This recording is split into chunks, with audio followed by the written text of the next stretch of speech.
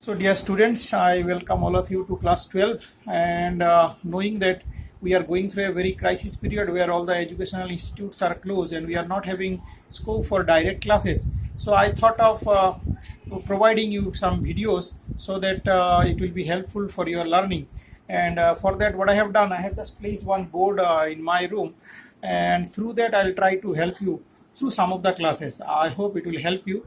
So as I told you, this is class is for students of class 12, and dear students, in physics in your class 12 you will be coming across these 10 units, and these are the marks distribution for that.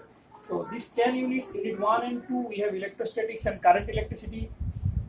Together in these two units we will be getting 15 marks. Then magnetic effects of current, another very important chapter, and electromagnetic induction along with alternating current together has 16 marks. Electromagnetic waves and optics together 17 marks. Dual nature of matter and radiation along with atoms and nuclei, a touch of modern physics you will be getting here in class 12 for that, together 10 marks.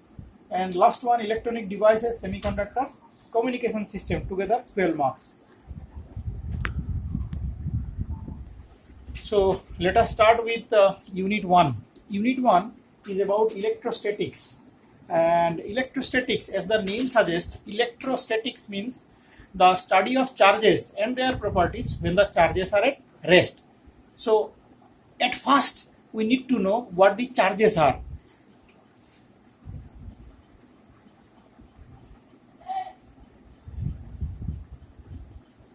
Now the electric charge is at the root of everything, all the electrical things that we study, right? So at the very basic, what we will be getting is charge. So what is charge? Charge is the intrinsic property which is responsible for all the electrical behavior. Talk about charges. So as I told, charge is the intrinsic property which is responsible for all electrical behavior, right?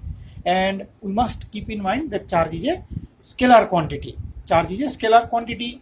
The SI unit of charge is coulomb. What is the SI unit? SI unit is coulomb, and the CGS unit is state coulomb. Now, what are the types of charges? There are two types of charges. Positive charge, like the charges that we get to see in protons, and second one is negative charge, the type of charges that we get to see in electrons. About the units of charge, as I told you earlier, in SI unit the charge is measured in terms of coulomb, and the CGS unit is state coulomb. What is the relation? 1 coulomb is equal to 3 into 10 to the power 9 state coulombs. So now let us start discussing the properties of charge. The electric charge has these 4 fundamental properties. First one is conservation of charge, quantization of charge, invariance of charge, and additive nature of charge. So first one, let us talk about the first one, that is conservation of charge. What happens in case of conservation of charge, or rather what is conservation of charge? Conservation of charge is nothing but, for a system, the total charge of the system always remains constant, that it does not change, or is always conserved, that is the total charge remains the same, it does not change.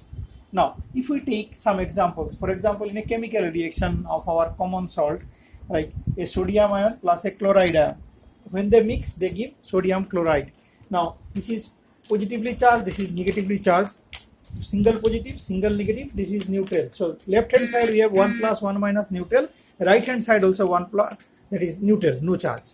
Now if we take the example of pair production, where the particles are created, we all know particles are created in pairs. So when two gamma rays, these two gamma rays, they give rise to one electron. This E minus denotes electron, and E plus another particle which is same as electron but it is positively charged. This is called positron. That means gamma rays give rise to one electron and one positron. So left hand side we have uncharged neutral, right hand side also total if we take, it is neutral. That means charges are conserved. If we take another thing, when the particles get destroyed or annihilated, if we allow one positron to be collided with one electron, we get gamma rays. That is, this side total charge 0, right hand side also total charge 0. Now let us talk about quantization of charge. Quantization of charge tells any amount of charge can be expressed as an integral value, integral multiple